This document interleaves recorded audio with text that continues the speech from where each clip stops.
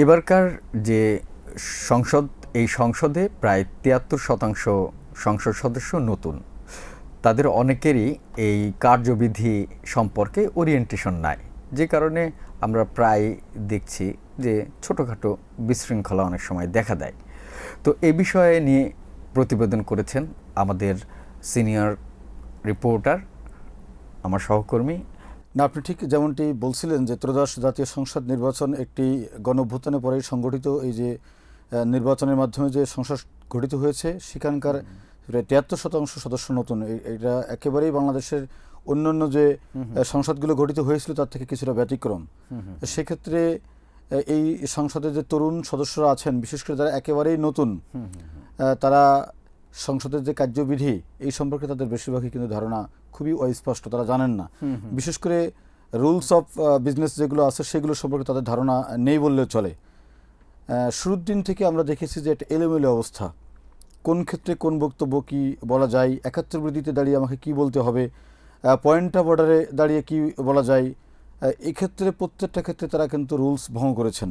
তারা না জানার জায়গা থেকে এই ধরনের সমস্যা হয়েছে বলে আমরা জানতে পেরেছি। বিশেষ করে আমি যেহেতু সংসদ কভার করি এই বিষয়টি, আমি একদম সরজমিনে দেখেছি যে তারা কীভাবে এটাকে অন্যদিকে নিয়ে চলে যান, যেটা বলার দরকার না এই মুহূর্তে সেটি বলেন। অনেক সময় তারা খুব হাস্যকরভাবে স্পিকারকে ভাই সম্বোধন করেছেন, এরকম ঘটনা আছে।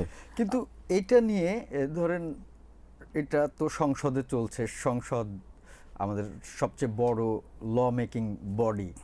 তো বাইরে এর প্রভাব কি পড়ছে?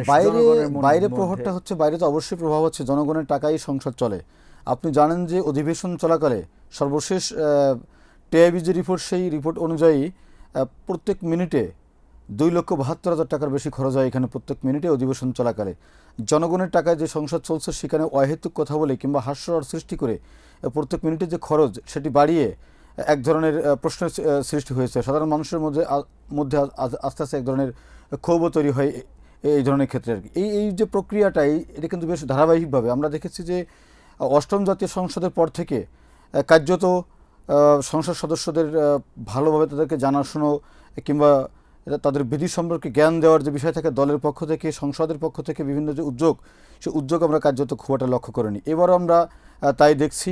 সেক্ষেত্রে এবার যেহেতু নতুন সদস্য বেশি, অতীতের যে কোনো সময় থেকে রেকর্ড সংখ্যক সদস্য নতুন, এবার এলোমেলোটা আরও একটু বেশি। অনেকেই, বিশেষ করে বিশ্লেষকরা বলার চেষ্টা করছেন যে নতুন সংসদ সদস্য আসার ক্ষেত্রে ভালো কিছু দিকও তৈরি হয়েছে। আবার তারা যদি সংসদের এই যে মানে কার্যবিধি সম্পর্কে দ্রুত ধারণা না নিয়ে আসেন, সেক্ষেত্রে এক ধরনের প্রভাব সৃষ্টি হবে, খারাপ প্রভাব যেটা, এবং খারাপ মেসেজ জনগণের কাছে যাবে।